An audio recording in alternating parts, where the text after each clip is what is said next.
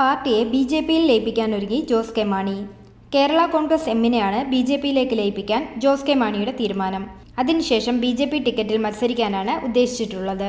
എന്നാൽ ഇത്തരമൊരു തീരുമാനത്തിനെതിരാണ് ജോബ് മൈക്കിൾ, സെബാസ്റ്റ്യൻ കുളത്തുങ്കൽ, റോഷി അഗസ്റ്റിൻ തുടങ്ങിയവർ. Kanjirappally MLA professor M. Jayaraj, Ranni MLA Pramod Narayanan തുടങ്ങിയവരും ജോസ് കെ മാണിക്കൊപ്പം ബി.ജെ.പിയിലേക്ക് പോകാനാണ് തീരുമാനിച്ചിരിക്കുന്നത്. എന്നാൽ മറ്റു 3 എം.എൽ.എമാർ യു.ഡി.എഫിനോടൊപ്പം പോകാനാണ് തീരുമാനിച്ചിരിക്കുന്നത്.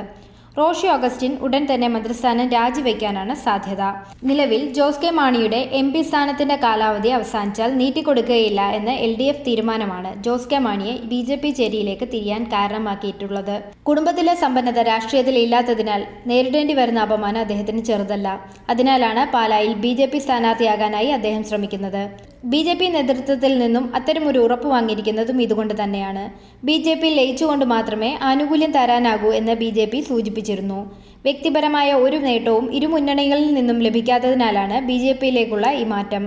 കേരള കോൺഗ്രസ് എമ്മിൽ റോഷി അഗസ്റ്റിനാണ് ജലസേചന വകുപ്പിന്റെ ചുമതല ഏറ്റെടുത്തിട്ടുള്ളത്. പ്രത്യേകിച്ചൊന്നും ജോസ് കെ മാണിക്ക് അവിടെ ചെയ്യാനാവില്ല.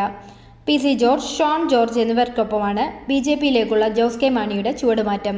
വഖഫ് ഭേദഗതി വിഷയത്തിൽ ബില്ലിനെ എതിർത്തവരുടെ കൂട്ടത്തിൽ ജോസ് കെ മാണിയില്ല. ഇത് അദ്ദേഹത്തിന്റെ നിലപാടില്ലായ്മയായി വിമർശകർ ചൂണ്ടിക്കാട്ടുന്നു. അച്ഛന്റെ പേരിന് കളങ്കം വരുത്തുമോ അതോ ആ പേരിനോട് യോജിച്ചു നിൽക്കുമോ എന്നാണ് ജനങ്ങൾക്ക് അറിയേണ്ടത്.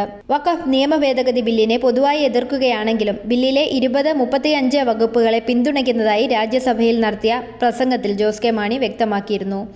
ബില്ലിലെ 9, 11 വകുപ്പുകളെ ശക്തമായി എതിർക്കുന്നുവെന്നും ജോസ് കെ മാണി പറഞ്ഞിരുന്നു.